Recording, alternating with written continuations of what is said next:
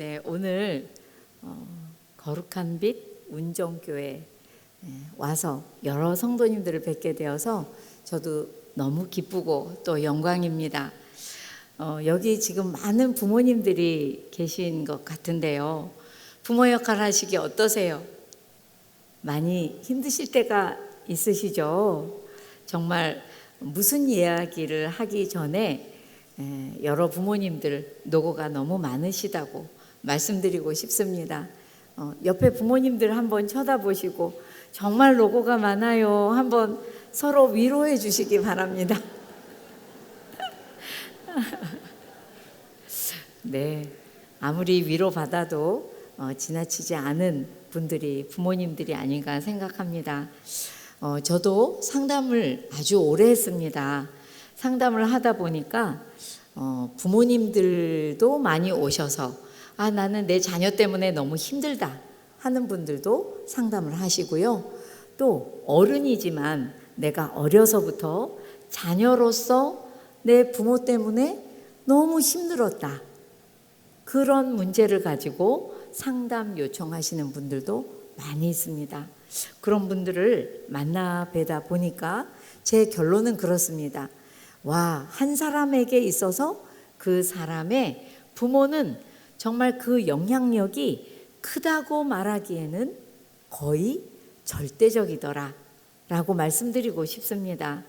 정말 한 부모님이 이 부분만 조금 더 잘 배우시고 아신 다음에 부모가 됐어도 이런 일까지는 겪지 않으셨을 텐데 하는 생각을 한 적이 얼마나 많은지 모르겠습니다. 그런데 여러분, 이렇게 중요한 부모의 어떤 역할, 가르치는 것이 많은가요? 많이 보셨어요? 많이 못 보셨죠? 네, 정말 많지가 않아요. 극히 드뭅니다. 그러다 보니까 배울 기회도 없고요. 이제는 부모님들이 부모 역할을 뭘 배워서 하냐? 그냥 하는 거지 라고 생각하실 때가 너무 많습니다. 근데 여러분, 옛날에는요, 부모 역할 배우지 않고도 잘할 수가 있었어요. 그런데 이제는 세대가 너무 악합니다. 그리고 이 세대 속에서 정말 특별히 크리스찬이라면 더 지혜가 필요하고 전략이 필요하고 배움이 필요하고 훈련이 필요하다는 게 제가 그동안 30년 넘게 상담을 하면서 이건 정말 배워야 하는데 이 부분만 배워도 부모들이 훨씬 잘 역할을 할 수 있는데 하는 생각을 해오던 모든 것들을 자꾸만 제가 강의하게 되었어요. 그래서 그 강의들을 모아서 책으로 쓴 것이 부모 면허라는 책이 되었습니다. 오늘 짧은 시간이지만 우리 여러 성도님들께, 이 귀한 부모님들께 제가 얼마나 충분히 잘 말씀드릴 수 있을지 저도 잘 모르겠습니다. 하나님께 부탁을 드리면서 이야기를 시작해 볼게요. 여러분, 이렇게 중요한 부모의 역할, 그 중에서 제일 중요한 거 하나만 얘기하세요. 그러면 제일 먼저 하고 싶은 말씀은 부모의 눈길이에요. 눈길이란 눈에도 길이 있다는 것이죠. 그래서 어떤 눈으로 바라볼 것인가 하는 것이 부모의 눈길이 되겠어요. 우리 아이가 다 컸어요. 그러면 당연히 우리 엄마나 우리 아빠가 나를 어떤 눈으로 바라보는지 다 느끼고 알고 있다는 것을 부모도 알고 있어요. 그런데 여러분들이 자칫 모르실 수밖에 없는 부분이 있으니 그것은 바로 아기들이 응애하고 태어나잖아요. 그러면 그 영유아 시기 때부터 부모의 표정, 자기를 바라보는 부모의 눈길을 보고 그 어린 태덩어리 같은 아이들이 수많은 것을 알아차린답니다. 특별히 우리 엄마가 날 늘 웃으면서 바라보고 아빠가 늘 행복하게 나를 바라보는 거 보니 내가 굉장히 괜찮은 사람이구나. 내가 행복을 줄 수 있는 사람이구나. 이렇게 자기를 정의하기도 하고요. 반대로 우리 엄마는 사실 알고 보면은 그 아기 때문에 표정이 그런 건 아님에도 불구하고 부모의 표정이 어둡고 무표정하고 눈길이 이렇게 그저 아무것도 기대하지 않는 듯한 표정과 눈길로 자녀를 바라보고 있다면 그 영유아들이 뭘 안다고 나는 우리 엄마 아빠한테 중요한 존재가 아니구나. 나는 능력이 있는 존재가 아니구나. 엄마 아빠도 웃을 수 없게 하는구나. 그런 사람이구나 라고 자기를 자꾸만 정의해 가기 시작한다는 겁니다. 그러니 부모의 눈길, 어떤 눈으로 자녀를 바라볼 것인가 하는 것은 그 어린아이도 이 큰아이들이 모를 리가 있겠습니까? 정말 아직 아무 말도 하지 않았는데 그 눈길이 그렇게 중요하다는 거예요. 그런데 현대인들은, 특별히 현대 부모님들은 내 아이를 좋은 옷 입히시고 좋은 것 먹이시고 좋은 학교 보내는 것에 얼마나 애를 쓰시고 힘을 다하면서도 아이들이 가지고 있는 장점을 보는 것이 아니라 아이들의 단점부터 본다는 거예요. 도대체 왜 그럴까요? 옷은 좋은 걸 입히시고 먹는 것도 좋은 거 먹이고 싶고 학교도 좋은 곳에 보내고 싶고 직장도 좋은 곳에 간다면 바랄 것이 없겠는데 도대체 왜 이 부모가 바라보는 눈길은 그 어떤 것보다도 중요하다는데 자꾸만 단점을 바라보게 되는 거예요. 그래서 그냥 장점은 네가 원래 그렇지 라고 보는데 아무렇지도 않게 쑥 지나가면서 단점은 자꾸만 눈에 거슬립니다. 눈에 자꾸 보여요. 그래서 부모인 내가 고쳐주지 않으면 큰일 날 것 같아서 자꾸만 단점에 대한 이야기를 하죠. 고쳐주고 싶어 합니다. 그러다 보니 아이들 입장에서 생각하면 부모님들은 잘 도와주려고 한 것이지만 애들 입장에서 생각하면 내가 굉장히 부족하구나. 그러니 이렇게 매일 잘못하는 얘기만 하지. 이거 고쳐라 저거 고쳐라. 나는 정말 부족한 아이구나.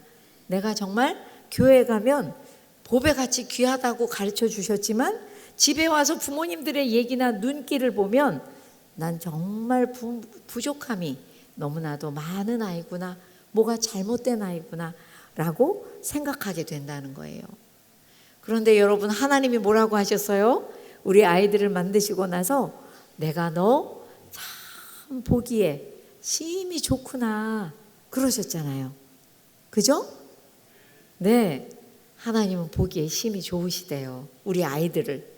그런데 왜 우리들은 그렇게 아이들의 단점만 보면서 아이들에게 자꾸만 자존감을 떨어뜨리게 될까요? 이유는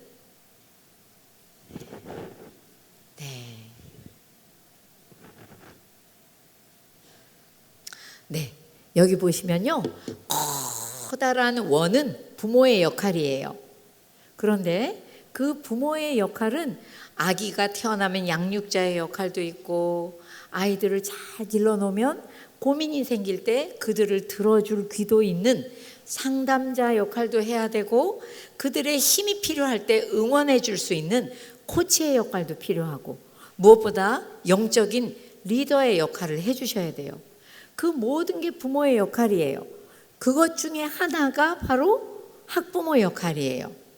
그런데 우리나라 부모님들은 아이가 유치원이라도 가면 나는 이제 학부모다 생각을 하세요. 부모가 아니에요. 그때부터 나는 학부모다. 제가 어제도 기독 사립 초등학교에 가서 강의를 하게 됐는데요, 제 뒤로 이렇게 쭉 뭐라고 나와 있을까요? 부모 연수 이렇게 써 있을까요? 학부모 연수 이렇게 써 있을까요? 학부모 연수.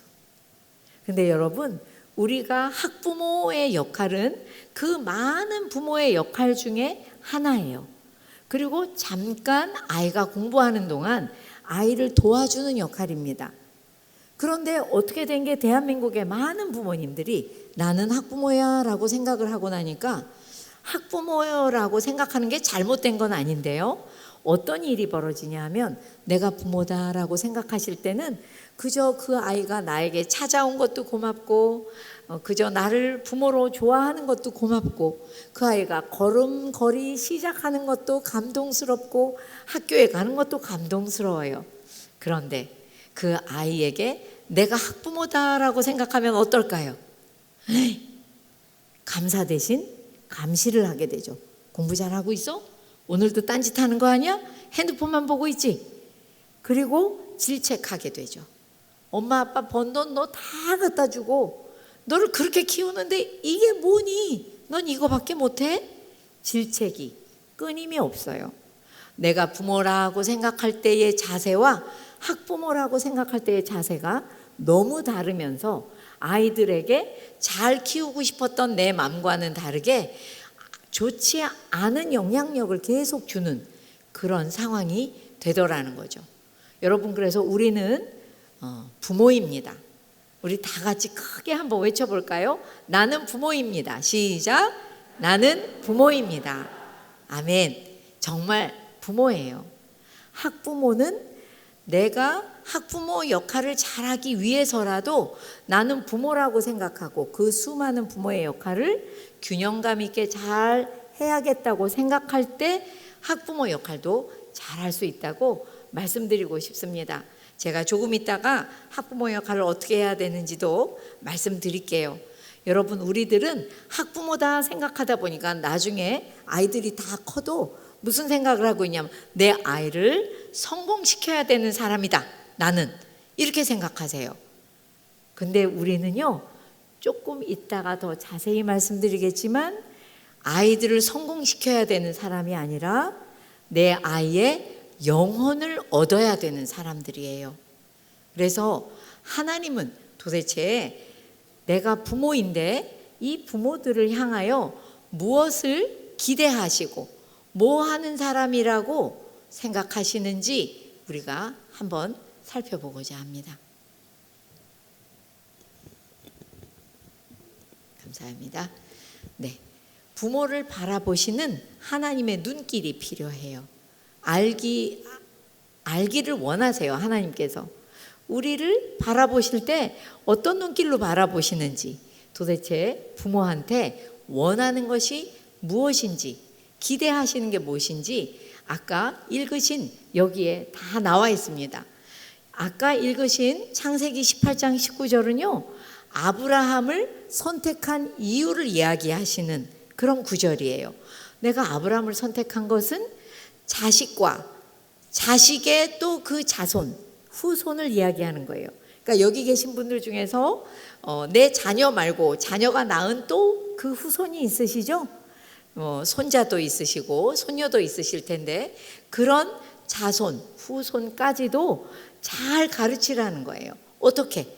하나님께 순종하게 키우라는 거예요.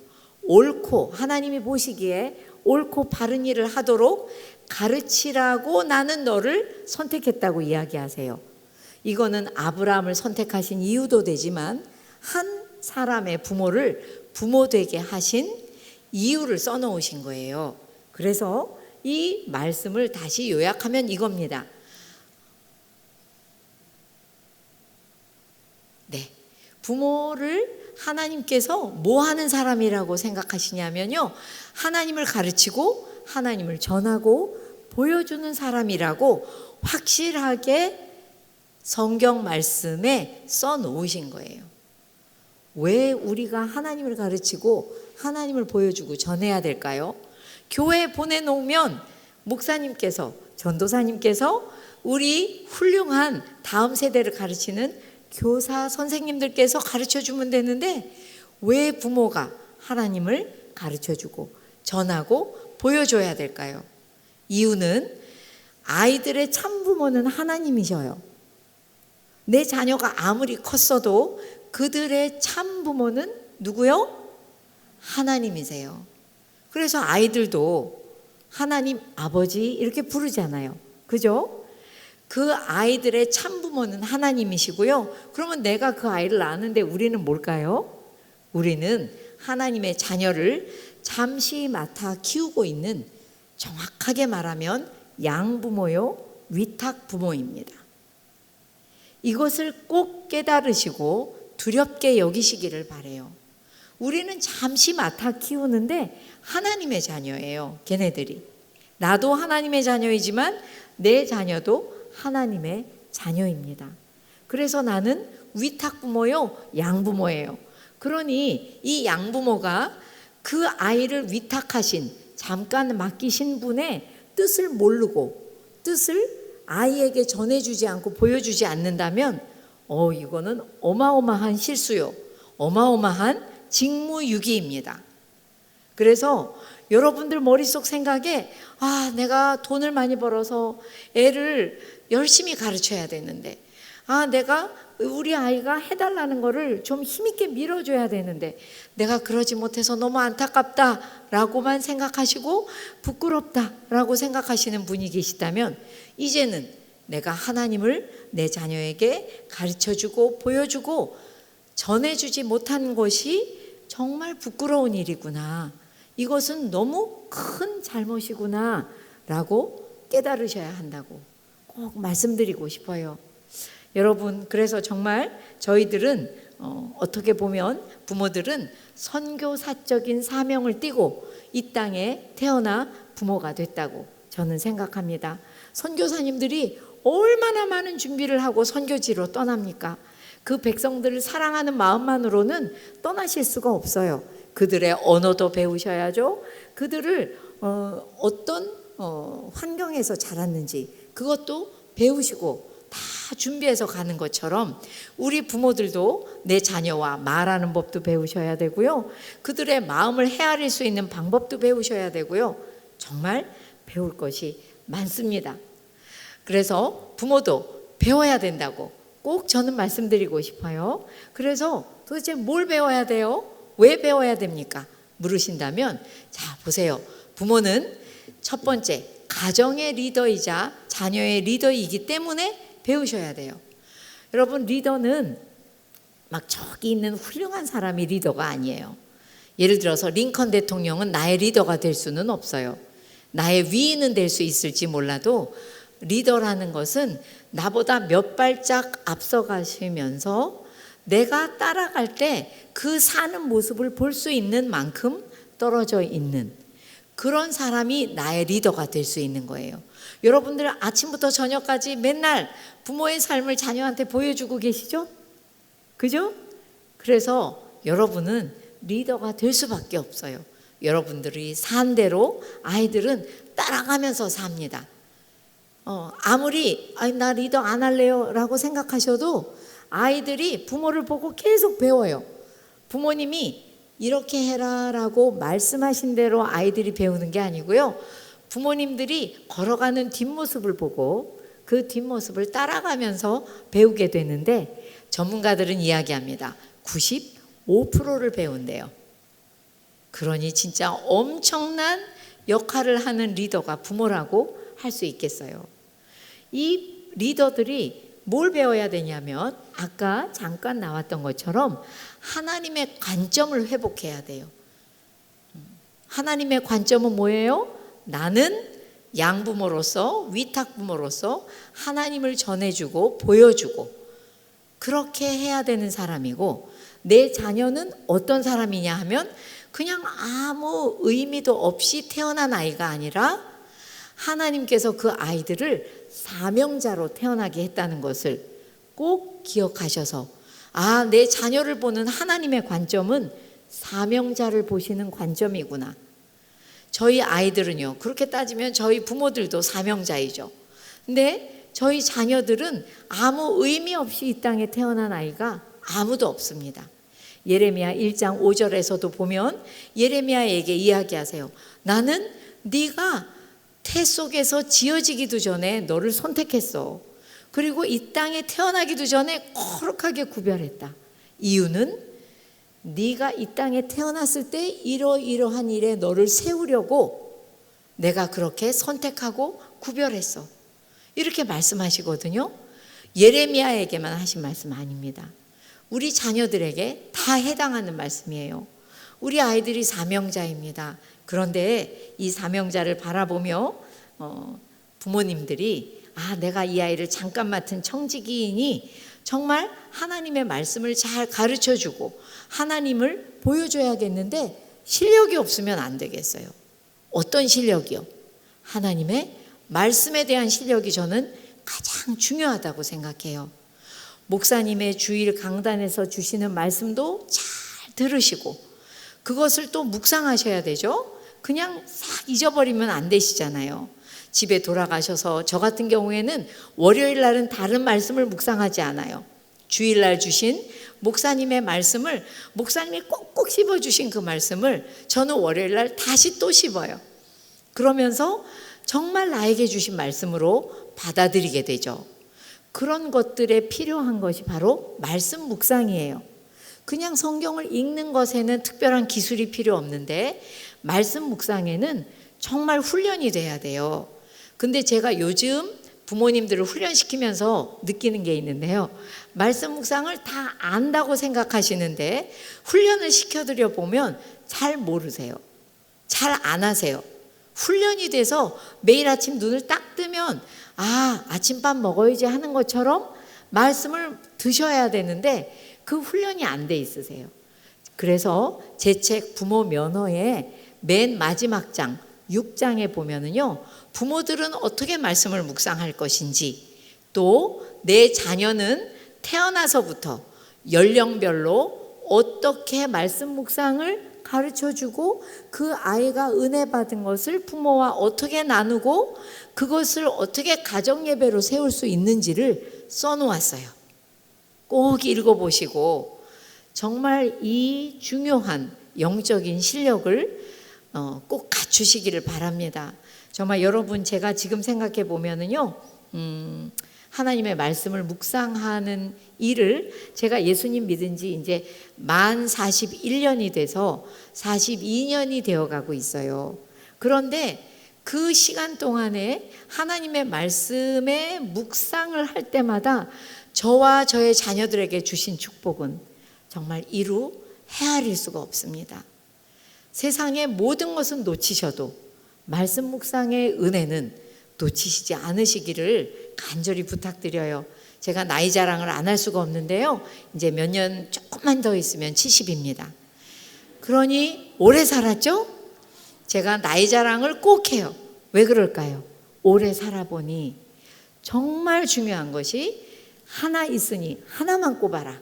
말씀 묵상입니다. 그래서 아까도 말씀드렸지만 목사님 주신 말씀도 또 묵상하시고, 내가 매일 아침 묵상을 하셔서 기도를 하잖아요. 매일 기도하는 그 기도가 얼마나 강력한 힘을 가지는지 몰라요. 그냥 내가 이렇게 해주세요 저렇게 해주세요 하고 하는 기도는 어떻게 보면 내 정욕대로 구할 때가 많아요. 그래서 기도하는 저 자신도 이 기도가 하나님께 상달이 되려나 걱정이 될 때가 많죠. 그러나 하나님의 말씀을 묵상하고 그것을 기억하려고 저도 오늘 여기 또 썼는데요.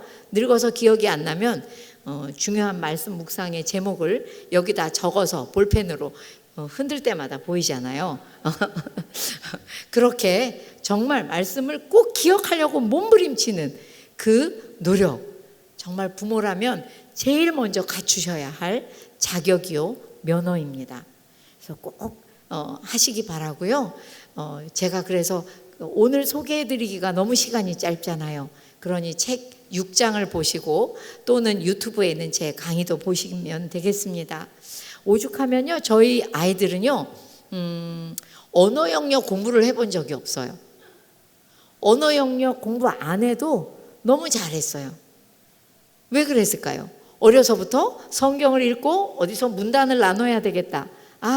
이 문단을 나누고 나니 요 문단 안에서는 하나님이 이런 말씀을 나한테 하고 싶으신 거야. 요점이 이거네.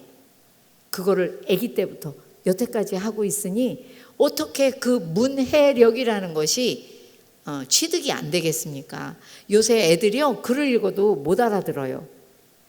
그래가지고 글을 쓸 줄도 몰라요. 보통 일이 아니죠? 그래서 신문에 났잖아요.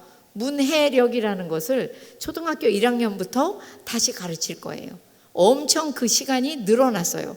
여러분 집에서 정말 말씀 묵상만 잘 시키셔도 얼마든지 문해력이 뛰어날 수가 있습니다. 자, 그 다음에 부모는 왜 배워야 될까요? 아까는 가정의 리더이기 때문에 배워야 한다고 했어요. 이번에는 자녀는 부모가 얻어야 할 한 영혼이기 때문에 그렇습니다. 여러분, 우리 영혼을 아까도 말씀드린 것처럼 교회 보내놓으면 목사님이 해주시잖아요.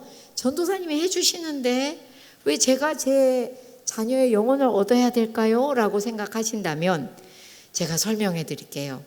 우리 아이들 손을 붙잡고 교회를 다닌다고 해서 그 아이들을 영혼을 얻었다고 착각하시면 안 돼요. 그 아이들 손 붙잡고 다녔기 때문에 얘네들 구원은 떼어놓은 당상이다 생각하시면 오산이에요. 이 아이들이 그러면 어렸을 때 교회에 데리고 나왔기 때문에 지금 어른의 수만큼 아이들이 교회마다 넘쳐야 되는데 애들이 다 어디 갔어요?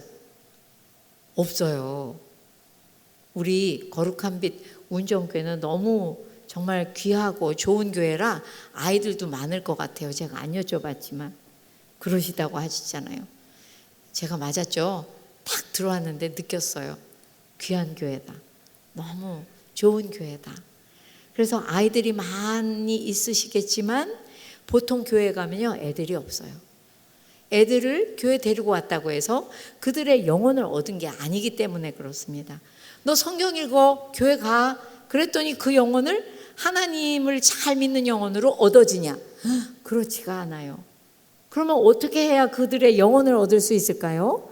아까 보신 것처럼 다시 한 번만 보여주세요. 그냥 방송실에서 해주세요. 자녀의 마음을 얻어야 된다는 거예요. 2장 2번이요. 네, 그 밑에 보면 부모가 자녀의 영혼을 얻으려면요 마음을 먼저 얻어야 된대요. 마음을. 여러분 어떠세요? 여러분들은 자녀들의 마음을 얼마나 중요하게 생각하십니까? 제가 오늘 시간이 없기 때문에 자세하게 막 성경 말씀을 읽지는 않지만 하나님께서 성경에 다 얘기해 놓으셨어요. 무릇 지킬 만한 것보다 뭘 지키라고 하셨어요? 마음이요. 그러면서 뭐라고 하세요? 마음은 생명의 근원이 나오는 곳이래요. 생명의 근원이면 하나님이시고 하나님의 영이고 하나님의 생명이고 그런 모든 중요한 생명의 근원이 마음에서 나온답니다. 세번역에서는요 마음은 생명의 근원이다 라고 나와 있어요. 번역되어 있어요. 그러니까 여러분 이렇게 중요한 게 마음인데 우리가 마음이 중요하다고 생각하고 내 마음도 잘 보살피시고 자녀의 마음도 내 배우자의 마음도 잘 보살피시는 분들이 얼마나 계세요? 저는 상담해 보면 별로 없어요. 우리나라 분들은 그냥 성공하려고 하고 애 공부시키려고 하고 돈 벌려고 하고 애를 쓰시긴 하는데 마음을 돌보는 분들이 많지 않으세요. 네, 여러분 자녀들의 마음을 감동시키셔야 돼요. 애들 마음을 옆에 있는 저 친구보다도 엄마 아버지를 별로 안 좋아하게 만드시면 걔 마음을 못 얻으신 거예요. 우리 아이들의 마음이 너무 힘이 없어요. 대한민국 아이들처럼 마음에 힘이 없는 아이들이 없습니다. 왜요? 부모님들이 아이들의 마음은 알아주지 않고 공부하는 기계처럼 길렀기 때문에 그래요. 돈 많이 벌어서 좋은 과외 시키면 아이들은 공부를 잘하고 이 세상에서 성공한다고 생각하기 때문에 똑똑한 아이들일수록 잘 알아요. 뭘 하냐면 내 공부에 관심이 많고 내 마음에는 우리 엄마 아빠 관심이 없어. 그거는 이유가 있지. 내 공부가 우리 엄마 아빠의 체면을 세우는 데 도움이 되기 때문이지 나 때문에 공부를 하라는 게 아니야. 내 마음을 안 알아주잖아. 이런 아이들이 제가 상담해보고 코칭해보면요 요만한 아이들이 다 알아요.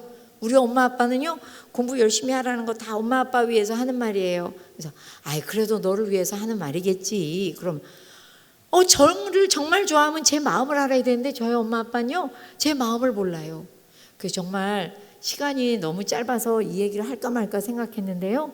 요새 애들은 6살만 돼도 막 그 샤프 끝을 가지고 자기를 자해해요. 그래서 왜 자해하는지 물어봐요. 그러면 똑똑하지 않은 애들은 대답 안 해요. 똑똑한 아이들이 대답합니다. 엄마 아빠가 하는 막 공부 열심히 해야 돼. 너 학교 가도 너 엄청 열심히 해야 돼. 거기서 뒤처지잖아. 인생에 끝나는 거야. 인생 제대로 살 수가 없어. 너 저기 맨날 요구르트 아줌마 된다고 막 그러면서 야단치잖아요. 너 그거밖에 못해. 이런 이야기들을 너무 많이 들어서요. 그 6살짜리가 하는 말이에요. 너무 그 말이 무서워요. 그래서 여기를 막 그으면요, 피가 나면서 너무 아파요. 너무 아파서 엄마 아빠가 한 얘기가 생각이 안 나요, 그때는. 그래서 제가 자꾸 그렇게 되는 것 같아요. 그 녀석은 똑똑해서 그렇게 말할 수 있는 거고요. 듣는 아이들 중에 그런 대답을 할 수 있는 아이도 많지 않아요. 그렇게 크다가 또 더 잘하면 일탈을 하죠.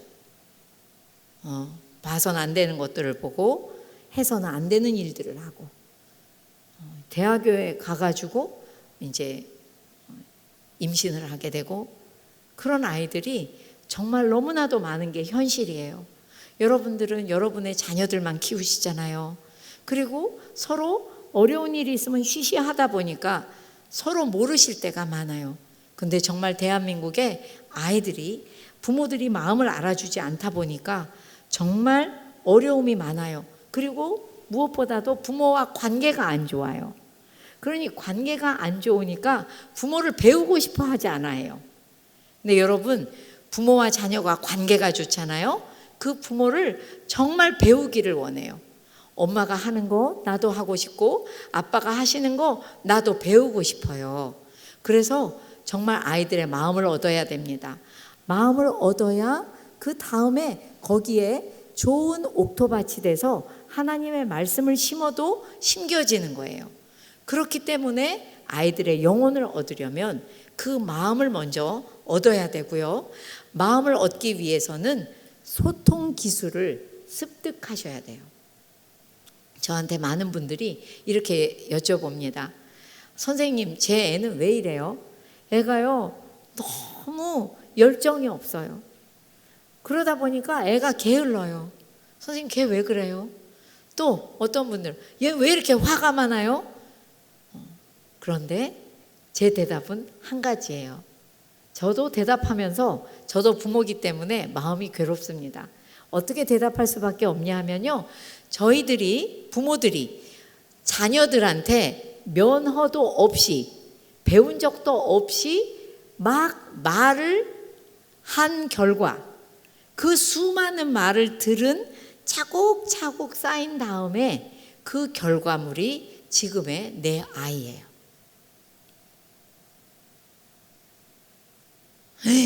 나한테 그렇게 다 네 탓이라고 말씀하시오면 너무 잔인해요. 그러시고 싶으시죠? 근데 정말 그래요. 그걸 어떻게 하냐면요, 저는 의사소통 기술 훈련 강사거든요. 그래서 부모님들을 훈련시켜 드려봐요. 말하는 법을. 그러니 이 말하는 게 얼마나 오래된 건데 바뀌는 게 쉽지는 않지만 훈련시켜 드리면 부모님들은 아주 그냥 자녀를 생각해서 나는 꼭 바뀌어야겠다 생각하고 바꾸세요. 그래서 부모가 바뀌잖아요. 말하는 게. 애가 뭐 1년 12달 있다 변하는 게 아니에요. 그냥 일주일 안에 애들이 바뀌어요. 옛날에 왜 우리 아이 이렇게 변했어요인가요? 뭐 바뀌었어요인가? 이런 거 있었죠. 네? 네. 우리 아이가 달라졌어요. 네, 맞아요. 거기에 보면 엄마 아빠가 바뀌면 그 다음 날로 애가 바뀌잖아요. 뭐 1년 12달 있다 바뀌지 않는 것처럼 엄마 아빠의 말이 바뀌면요, 제가 훈련시켜 드리면서 야, 이건 기적이다, 기적이야. 그러니까 거기에는 복음은 없는데 간증이 있어요. 날마다. 선생님, 내가 바뀌니까 애가 바뀌었어요. 내 말이 여태까지 이렇게 이상한 말인 줄 전 몰랐어요. 잘한다고 했던 말인데 아이한테 이렇게 상처를 줬었나 봐요. 그렇게 소통 기술이 중요합니다. 그래서 여기까지 말씀드리면서 제가 중간 요약을 하자면요, 부모가 면허를 받아야 되는 과목 2개만 말해주세요. 그러면 첫째가 말씀 묵상, 꼭 면허 따셔야 돼요.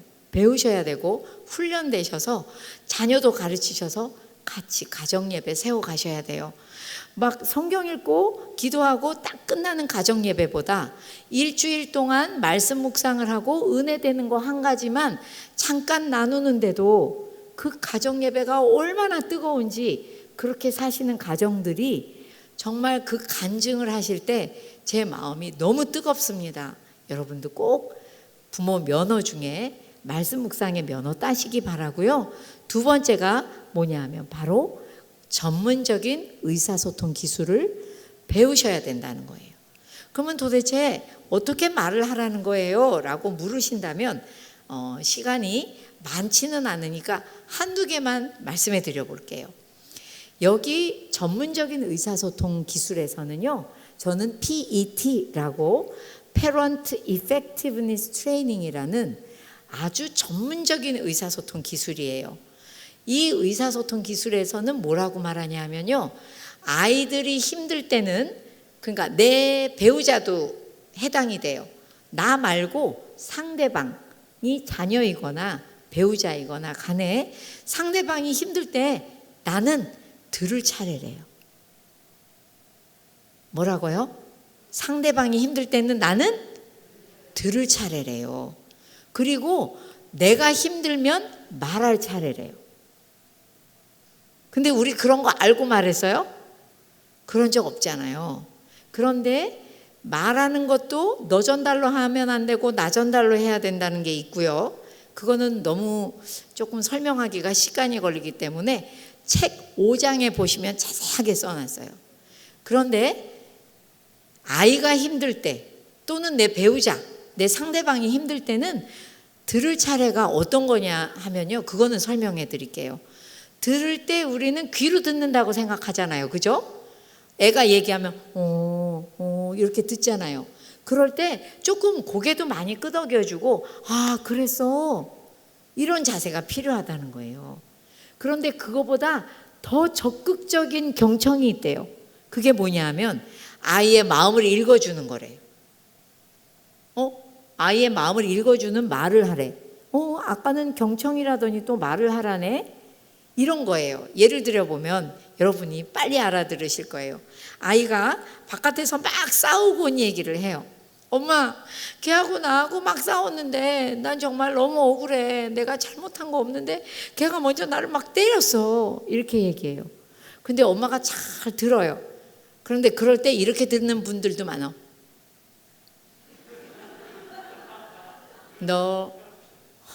이러고 듣고 있다가 한 말씀 하실 때 뭐라고 해요? 너도 잘못한 게 있네. 이렇게. 그렇게 얘기하면 어때요? 애가 너무 억울하죠. 왜? 지금은 내가 잘못한 게 있었어도 내가 너무 힘든 마음이 크기 때문에 누군가 내 마음 알아주기를 바라는 거잖아요. 그런데 그때 뭐라고 얘기하면 좋을까요? 아이 마음 알아주는 말이 필요한 순간이에요. 그게 가장 적극적으로 듣는 거래. 뭐냐면 마음 알아주는 말은 아이고 우리 아들 너무 속상했겠네. 우리 아들 너무 억울하겠다. 너무 힘들겠는데? 막 여기 이렇게 상처 나서 걸어오는 동안 너무 창피했겠다.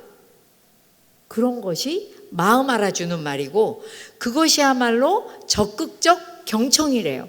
액티브 리스닝이라고 하죠. 신기하죠? 듣는 건데 말하는 거예요. 그런데 이때 아까 말씀하신 거, 에이 너도 뭐 잘한 거 없네, 이런 거는 똑같은 말이지만 부모의 생각을 말하는 거예요. 아이의 마음을 알아주는 게 아니라. 부모의 생각을 많이 말할수록 아이들은 상처를 많이 받아요. 어떨 때? 아이가 힘들 때 부모인 내가 들어주는 말을 해야 되는데 들어주는 말이 아니라 부모의 생각을 말해버리면 상처를 받는데요. 또 예 하나 들어드려 볼게요. 엄마, 나 공부를 다 했는데도 엄마 시험 보러 가려니까 막 자꾸 오줌도 자주 마렵고 무섭다, 이렇게 말했어요.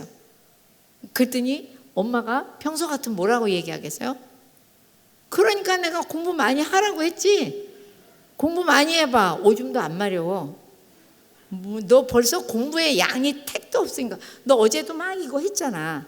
그러니까 그런 거야. 그게 누구 생각이에요? 부모 생각. 전혀 도움이 안 돼요. 그런데 어떻게 말해주면 도움이 되겠어요? 아이고 시험 보러 가려니까 마음이 많이 떨리나 보다. 초조한가 보다. 그럼 맞아 엄마, 내가 마음이 그래. 근데 여러분 신기하게요, 내 힘든 마음을 한 번씩 부모가 알아줄 때마다요, 너무나도 출렁거리던 내 마음이 쫙 가라앉아요. 한 번 말해줄 때, 두 번 말해줄 때 쫙 가라앉으면서 이성이 뚜렷해진대요. 그래갖고 엄마, 근데 생각해보니까 내가 그래도 어디는 공부했어.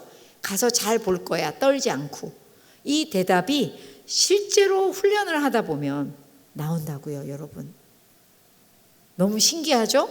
정말 기적 같아요.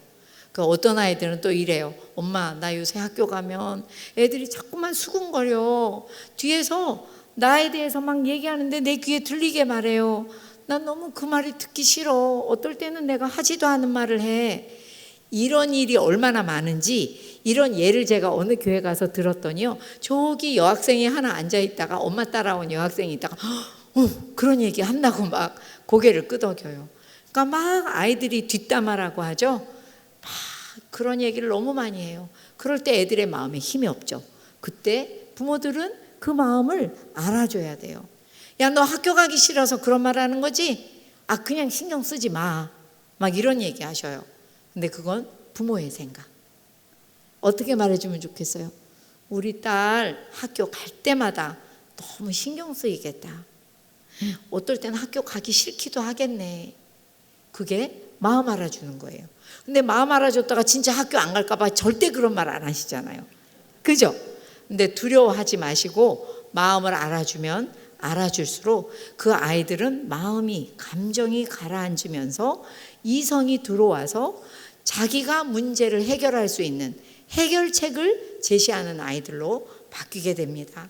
제가 이 이야기를 하면서 여러분들한테 꼭 드리고 싶은 말씀은요, 아이들이 마음에 힘이 없다 보니까 우리 아이들 공부만 잘 시키면 성공할 것 같잖아요. 제가 맨날 상담하고 코칭하다 보니까 만나는 사람들이 그렇게 성공을 꼭 할 것 같았는데 그렇게 안 된 분들, 그렇게 안 된 자녀를 둔 분들을 너무 많이 만나요. 여러분, 아이들에게 마음에 힘을 주시잖아요. 마음 알아주는 말보다 더 마음에 힘을 주는 게 없거든요. 그럴 때마다 애들이 이렇게 생각해요. 아, 우리 엄마 아빠가 내 편이네.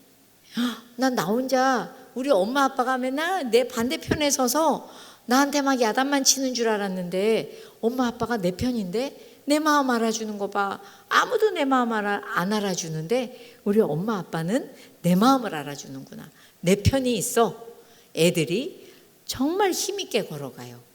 그래서 대학을 나와가지고 애들이 직장을 가잖아요. 그러면 정말 우리 생각엔 직장 보내놓으면 끝난 거다 생각하시지만요, 요새는 1년 안에 또는 한 달 안에 사표 내고 그만두는 직장인들이 엄청나게 늘어나고 있습니다. 특별히 공부 많이 하고 된 간호사들, 교사들 1년 안에 또 한 달 안에 막 신규 간호사들이 왕창 들어왔다가 싹 밀물처럼 빠져나가는 거예요.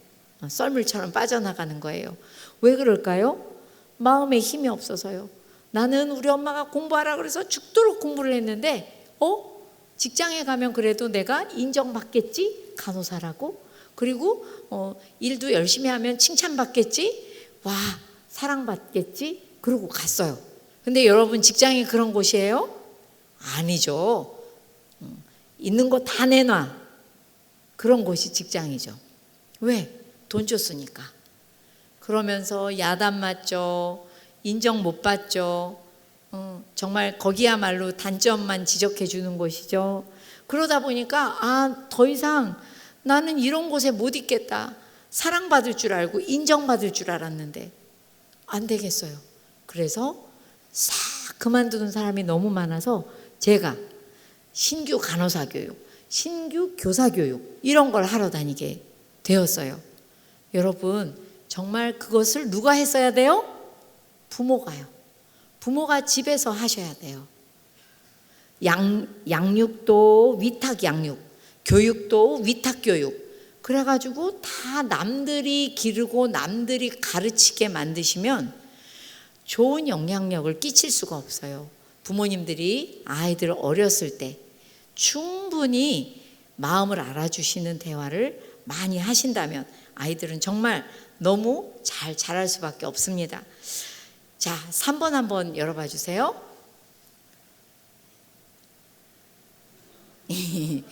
자, 기도하셔야겠어요. 여기 3번에 보면 왜 또 배워야 되냐 하면요, 우리 아이 영혼 얻으려고 마음을 얻어야 되니까 마음을 얻으려고 소통 기술을 배우라고 했죠. 이번에는 자녀를 전인적으로 키워야 된다는 거예요. 육체도 잘 먹여서 키워야 되고, 아까 말씀드린 것처럼 영적으로 말씀 묵상도 잘 가르쳐서 키워야 되고, 그런데 중요한 건 심리적으로 애들을 잘 길러야 돼요. 그 밑에 써 있죠. 인간 심리에 대한 이해가 부모님들이 너무 부족하세요. 그냥 부모인 나 자신만 생각하고 내 입장에서만 아이들을 그냥 내가 알아서 판단하고 그렇게 아이들을 대할 때가 많아서 부모님들의 상처가 많이 있다 보면 그게 그대로 애들한테 막 흘러가요. 아까 여기 들어오기 전에 목사님께서 너무 마음이 따뜻하고 좋으셔서 그 좋은 담임 목사님의 따뜻한 영이 성도들에게 그대로 흘러가게 된다 하는 이야기들을 이제 다른 분들이 나누어 주셨어요. 맞아요. 영의 부모님이라 그래요, 목사님께서. 근데 우리는 집에 가면 우리는 그 아이들의 영의 부모이자 육의 부모예요. 그래서 우리의 어떠함이 애들에게로 그대로 흘러가거든요. 원하든 원하지 않든.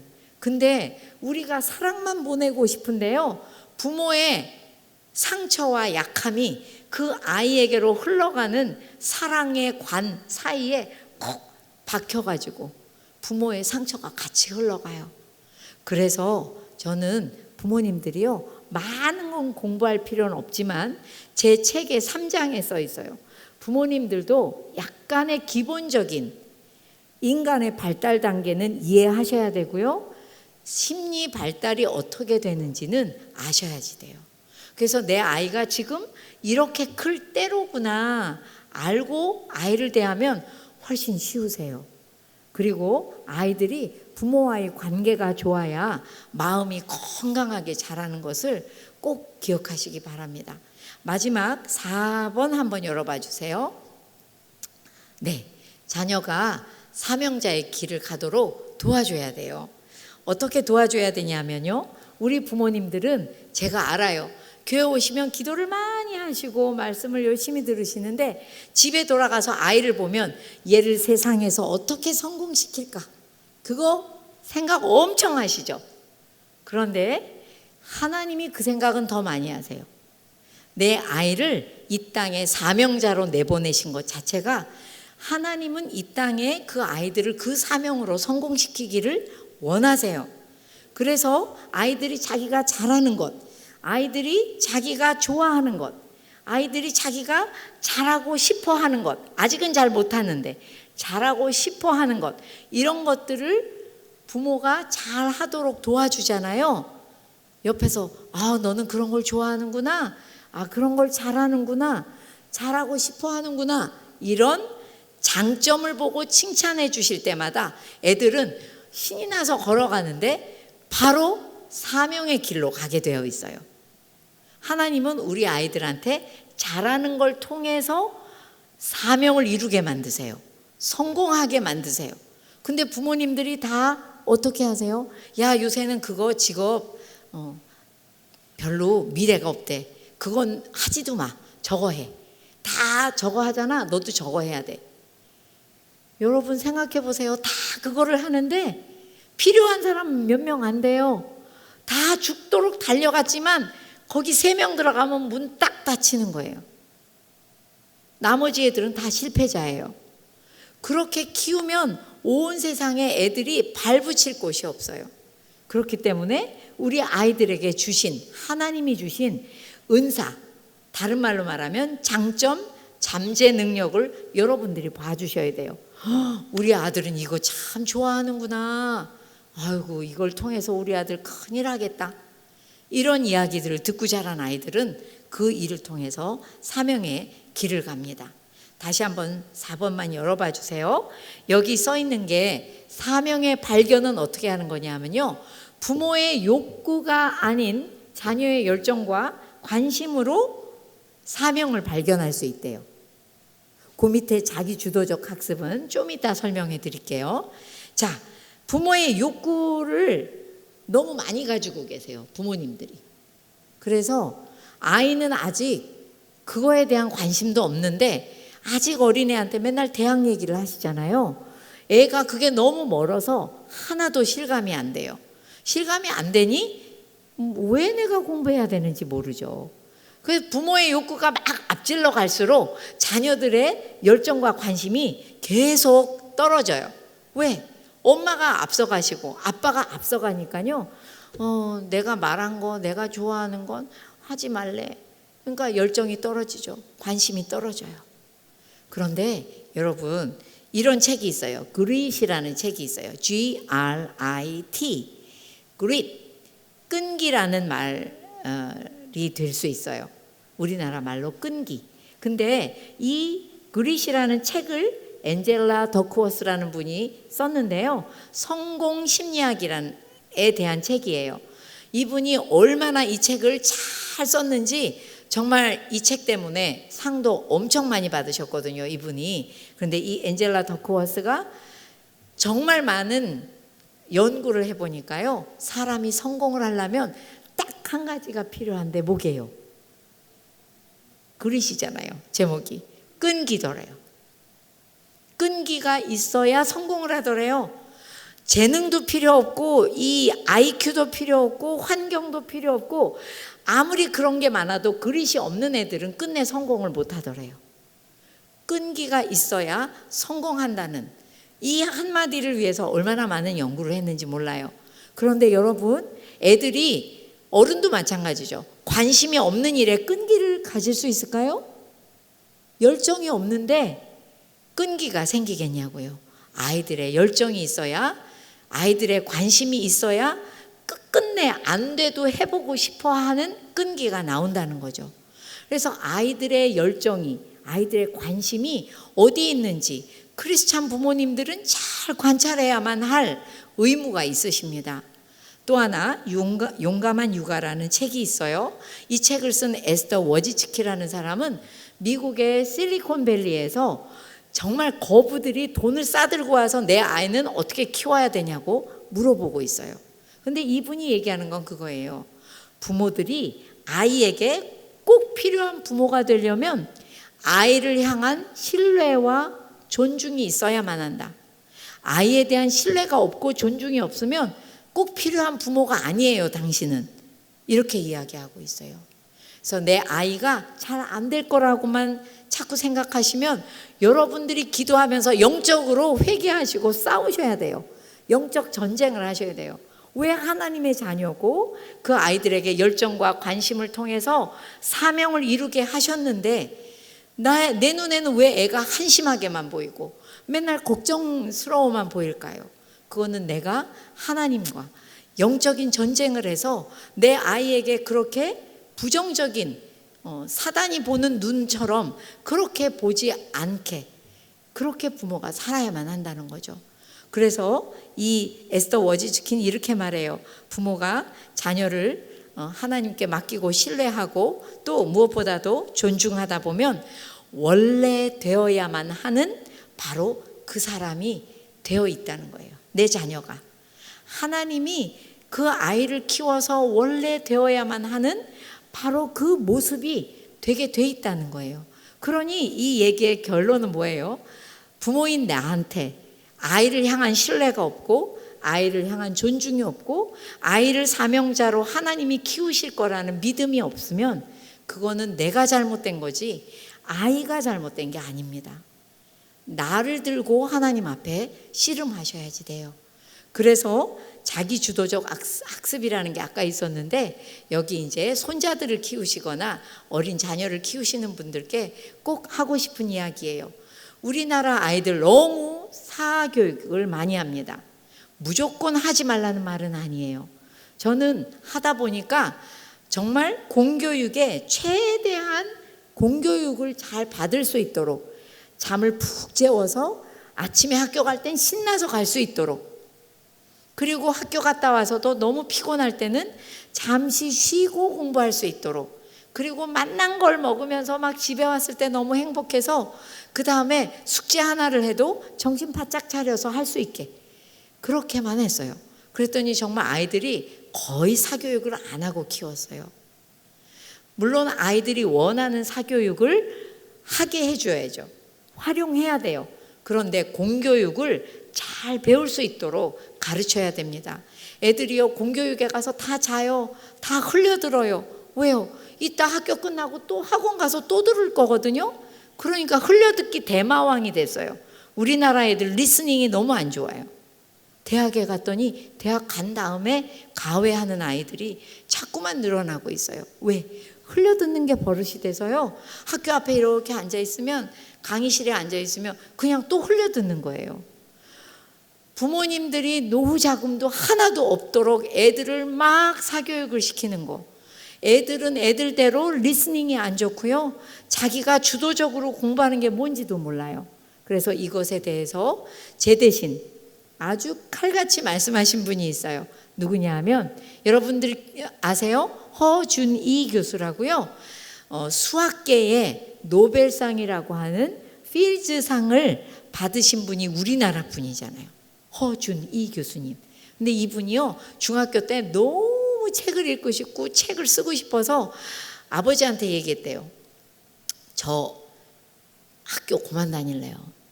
도서관에 가서 책을 읽든지 집에서 읽든지, 너무 읽고 싶은 책이 많아요. 근데 뭐 다 소설책 같은 거야.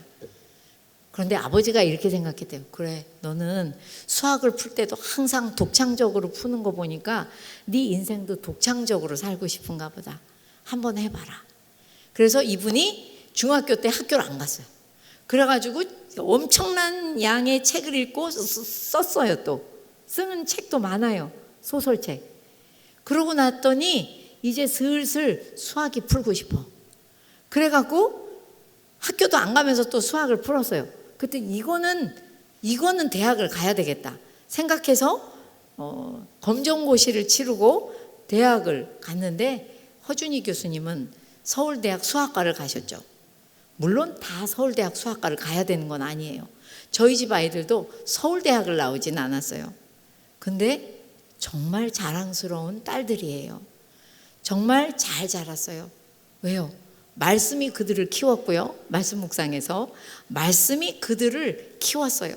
어렸을 때는 엄마 일주일에 한 번만 하면 안 돼요? 왜 안 돼? 돼. 일주일 되지. 하나만 해도 돼. 근데 하나에서 저랑 은혜를 나누기 시작하다가 재밌으니까 일주일에 2개도 하고 3개도 하고, 그러다가 대학 가니까 막 흔들리는 차 안에서도 아침에 늦게 일어나서 못한 말씀 묵상 있으면 차 안에서도 말씀 묵상하고 막 기도하면서 가고, 그러니 하나님이 키워주셨죠. 대화를 되도록 배우셔서 잘하니까 마음을 알아주니 따뜻하게 자랐어요. 그러다 보니까 부모를 배우다 보니, 부모와 관계가 좋다 보니 부모에게 배우고 싶고 부모의 가치관이 좋아 보이기 시작하는 거죠. 관계가 안 좋으면 부모의 가치관이 아무리 좋아도 하나님을 잘 믿는 부모를 보고도 따라가지 않아요. 그런데 관계가 좋으면 부모님을 따라가죠. 그러다 보니 예수님을 잘 믿고 자기가 왜 태어났는지 알고 힘을 다해서 공부해야겠다는 것도 알고, 자기 주도적으로 공부하게 두었더니 자기 주도적으로 공부하는 게 뭔지 그것도 조금 여러분들이 배우실 필요가 있는데요. 자기 주도적 학습이라는 책이 책방 가면 너무 많아요. 그거 몇 권만 읽으셔도 믿음의 사람들이 쓴 책들은 더욱더 도움이 많이 되실 겁니다. 그래서 우리 아이들한테 이 허준이 교수님이 마지막으로 하고 떠난 말씀이 있어요. 부모님들한테는 아무 얘기도 안 했어. 왜냐하면 한국의 부모들한테는 잘못 말했다가는 뺨 맞을 것 같고 통하지도 않을 것 같고 특별히 효과가 있을 것도 같지 않다고 생각하신 것 같아요. 한마디도 안 했어요. 근데 애들한테 이렇게 말씀하셨어요. 얘들아, 두려워하지 말고 어려서부터 네가 끌리는 공부가 있으면 그거 해. 이게 부모님들이 따라가 주셔야 되는 거예요. 아이들의 열정과 관심, 그것이 애들이 끌리는 거거든요.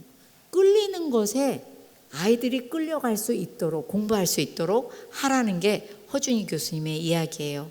아까 우리가 이야기한 그릿이라는 책을 쓴 앤젤라 더크워스가 이렇게 얘기해요. 아이들은 식물과도 같다. 그래서 아이들을 그냥 부모가 흙처럼 따뜻하게 품어주면 거기서 따뜻함, 마음을 알아주는 그것을 먹고 애들이 자란대요. 어떻게 자라요? 태양을 향해 식물이 막 자라는 것처럼 아이들이 그 따뜻한 부모의 그 흙과 같은 존재 안에서 자기들의 열정과 관심을 따라간다는 거예요. 그런데 그 끝에 하나님의 사명이 있다는 거죠. 왜? 말씀으로 키웠고 부모님이 기도했으니까요. 여러분 부디 자녀들 앞서가시며 막 확신을 하시며 이리와 저리와 하지 마시고 아이들 한 발 뒤에 서서 그 아이들을 위해서 기도하시고 부모님들이 먼저 하나님과 생명의 교제를 나누고 내가 믿음 없는 그런 부모 되지 않으면 자녀들은 당연히 믿음으로 잘 하나님이 키우시게 되어 있습니다. 여러분들 먼저 두려워하지 마시기 부탁드립니다. 네, 기도하겠습니다. 사랑의 하나님, 자녀를 만드신 분은 하나님이시오 그들의 아버지이십니다. 자녀를 만드신 하나님과 자녀의 열정이 만나서 함께 잘 걸어갈 수 있는 자녀들의 인생이 될 수 있도록 그들의 사명을 힘있게 걸어갈 수 있도록 그들에게 생명의 교제를 할 수 있는 말씀 묵상을 가르치고 기도를 가르치고 그들과 잘 소통하여서 그들 한 걸음 뒤에서 그들을 위해 기도하며 하나님의 영광을 찬미하는 부모들 될 수 있도록 우리 주님 역사하여 주시옵소서. 아멘. 그렇게 하실 것을 믿습니다. 아멘. 기대합니다. 우리 주 예수님의 이름으로 감사하며 기도드립니다. 아멘. 아멘.